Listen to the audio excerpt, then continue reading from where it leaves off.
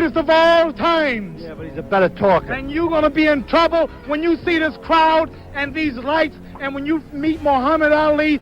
Ladies and gentlemen, boxing isn't just about fists. It's about respect, and it's about rivalries. No fighter embodied that more than Muhammad Ali, the greatest. Ali wasn't just a boxer. He was a poet, a preacher, a philosopher, and a showman. He loved to talk, he loved to shine, and he loved to break opponents mentally before the first punch was ever thrown. But behind the laughter, behind the rhymes, behind the jokes, Ali also carried something else: hatred for certain rivals who disrespected him, hatred for those who doubted him, and hatred for fighters who tried to take away his crown. So today, we dive deep into the top 6 boxers Muhammad Ali hated the most. Not just the fights, but the rivalries, the insults, and the grudges that lasted for decades. Number 6. Floyd Patterson. Ali first fought Patterson in 1965. By then, Ali had joined the Nation of Islam and changed his name from Cassius Clay to Muhammad Ali. Cassius Clay, yes. Why you want to say Cassius Clay when Howard Cosell and everybody is calling me Muhammad Ali? Then why you got to be one of all people whose color to keep saying Cassius Clay? Patterson refused to call him Muhammad Ali, mocking him as Clay in interviews. Patterson said he would return the championship to America by beating him. The fight, Ali punished him over 12 rounds, deliberately prolonging the fight to humiliate him, calling it the rabbit fight. Ali's quote, "I kept him suffering because he kept calling me Clay." Legacy? Patterson later apologized, but Ali's bitterness was real in the moment. Number 5. Sonny Liston. This was a very scary and weird hatred. Ali did not trust Sonny Liston at all. Ali thought Sonny Liston was trying to trick him and maybe even hurt him outside the ring. Sonny Liston was connected to bad people called the mob. Sonny Liston was a very scary fighter. He had been in jail before. People said he worked with criminals who ran illegal gambling. Everyone was afraid of Sonny Liston, even other boxers. When Ali fought him, Ali was very young and not as famous yet. In their second fight, something very strange happened. Ali threw a punch that nobody could see properly. Sonny Liston fell down and did not get up. People called it the Phantom Punch because it did not look like it hurt very much. Everyone thought the fight was fake. Ali got very angry about this. He thought people were saying he was part of a fake fight. Ali believed that Sonny Liston and the mob were trying to make him look bad. Ali became very paranoid. He thought Sonny Liston was planning something bad against him. Ali never trusted Sonny Liston after that. Ali thought Sonny Liston was a criminal who was trying to ruin boxing. Ali said mean things about Sonny Liston for years. He called him a big ugly bear and said he was stupid. Even after Sonny Liston died, Ali still said bad things about him. Ali never forgave Sonny Liston for making people think their fights were fake. Ali felt like Sonny Liston had tried to destroy his reputation. Ali would tell people that Sonny Liston was a bad man who worked with criminals. Ali said Sonny Liston had no respect for boxing. When other boxers talked about Sonny Liston being a good fighter, Ali would get angry and disagree. The mysterious death of Sonny Liston made things even stranger. People found Sonny Liston dead in his house, and nobody knew exactly how he died. Some people thought the mob killed him. Ali said this proved that Sonny Liston was connected to dangerous people. Ali felt like he was right to never trust Sonny Liston. That's why Sonny Liston is number 2 on our list. Number 4. Joe Frazier. This was the biggest hate of all. What made this so sad was that Joe Frazier and Ali used to be friends. Joe Frazier even helped Ali when Ali was in trouble. But then they became the worst enemies in boxing history. I think the fight wouldn't go the distance. I'll stop it. Stop me. You. How soon? What round? Look, don't let him out. 1 to 10. You be out there. I wouldn't bet you. Because of his war protest, Joe Frazier helped him. Joe Frazier gave Ali money when Ali had no job. Joe Frazier told people that Ali should be allowed to box again.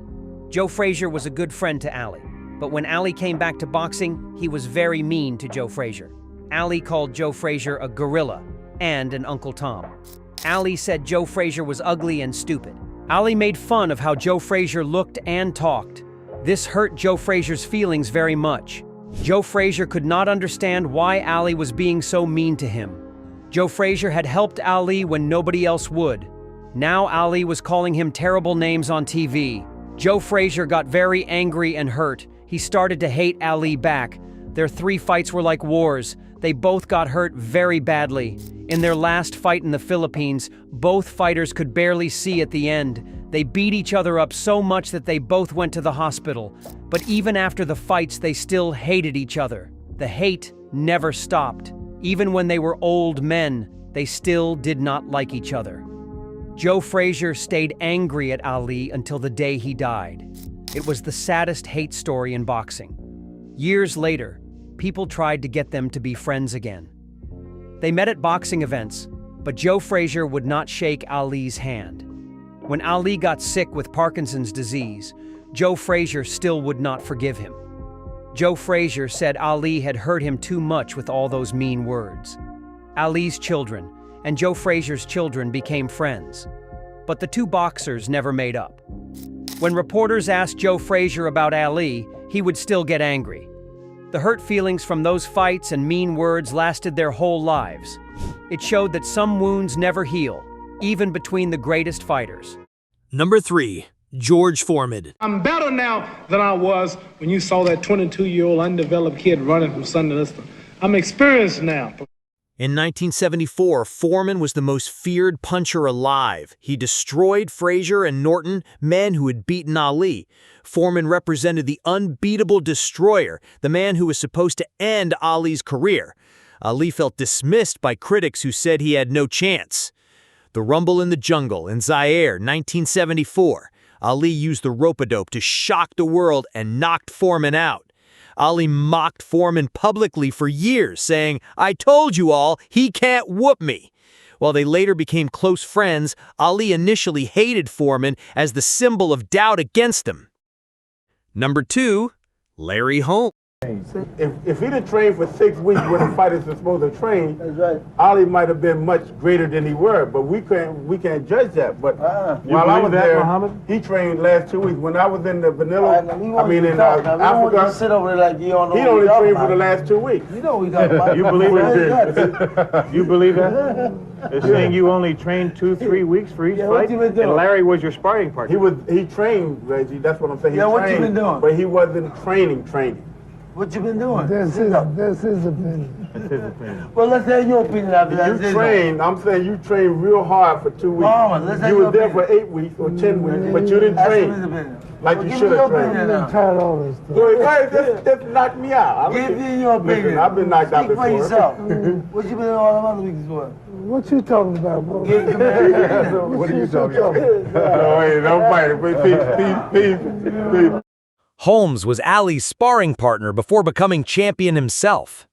Ali felt betrayed when Holmes dethroned him in 1980.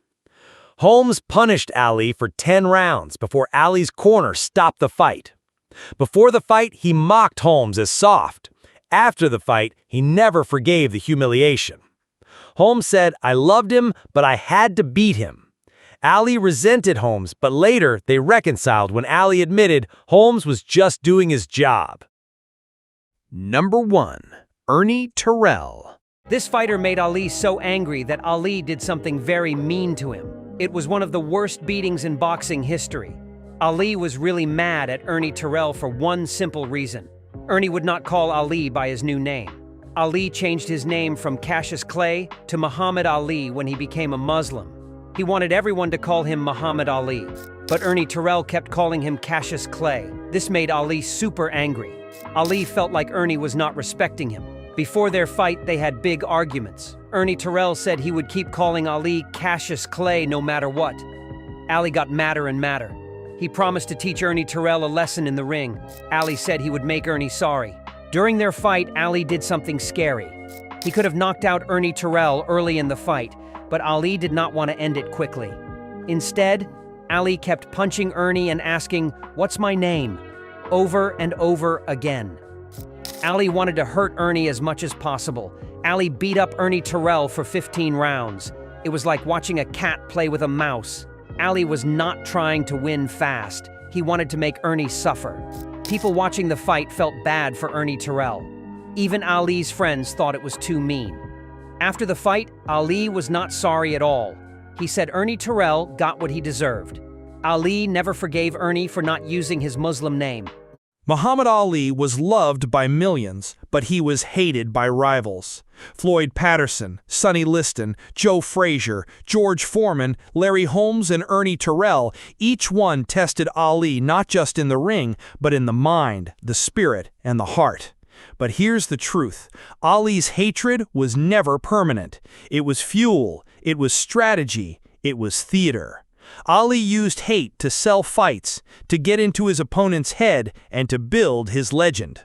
Because when the gloves came off, Ali was not just a fighter. He was a man of peace, a man of forgiveness, a man who changed the world. So when we talk about the boxers Muhammad Ali hated the most, we're not just talking about enemies. We're talking about the fire that forged the greatest.